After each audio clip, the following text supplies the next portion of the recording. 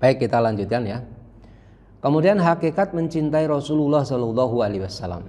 Tadi berdasarkan penjelasan para alim ulama. Ini saya kutipkan para jamaah penjelasan dari Imam Abu Sulaiman Al-Khattabi atau Imam Al-Khattabi. Jadi waktu beliau menjelaskan bahwa ladzi nafsi biyadihi la yu'minu ahadukum hatta akuna ahabba ilaihi min walidihi wa waladihi wan nasi ajmain. Beliau mengatakan begini waktu mensarah hadis itu. Wa maknahu, maka maknanya adalah latas duku fi hubbi hatta tufna fi taatihi nafsuka.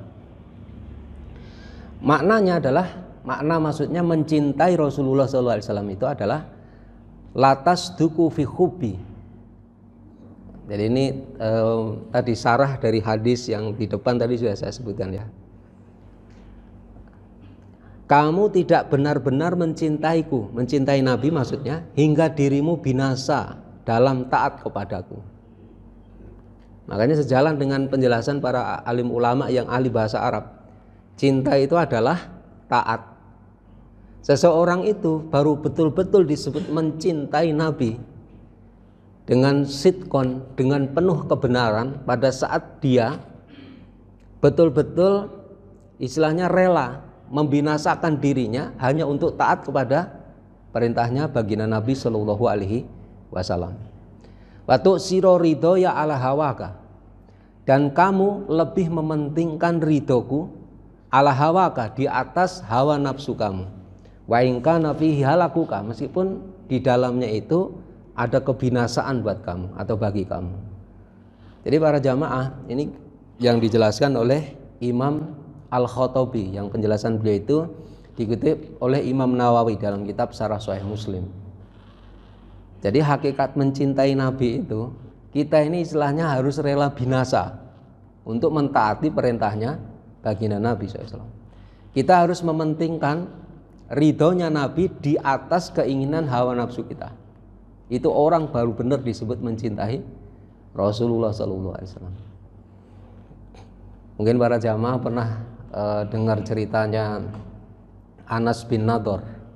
Anas bin Nadhr itu pamannya Anas, sahabat Anas. Jadi ceritanya begini, sahabat Anas bin Nadhr itu pada saat perang Badar dia itu nggak ikut. Pada saat perang Uhud dia sebelum perang Uhud terjadi, beliau menghadap pada Nabi. Wahai Nabi, saya itu sudah tidak ikut serta di medan perang Badar. Kalau Allah mengizinkan saya untuk berperang melawan orang-orang kafir di medan peperangan, maka sungguh Allah akan menyaksikan apa yang aku lakukan, yang akan aku lakukan. Betul, pada saat perang Uhud, para jamaah, itu waktu pasukan kaum muslimin awalnya kan menang ya, kaum muslimin itu hampir sudah kalah itu orang-orang kafir. Tapi gara-gara pasukan pemanah yang ditempatkan oleh Nabi di lereng gunung atau di gunung Jabal Rumat itu turun, itu berakibat Khalid bin Walid waktu itu yang masih kafir berhasil menelikung dari belakang, kemudian membuat kegoncangan bagi pasukan kaum muslimin. Nah saat itu baginda Nabi nyun sewu, itu banyak sahabat yang lari,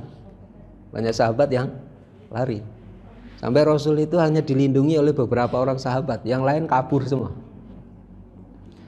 Nah salah satu yang melindungi Nabi SAW itu adalah sahabat Anas bin Nadhr.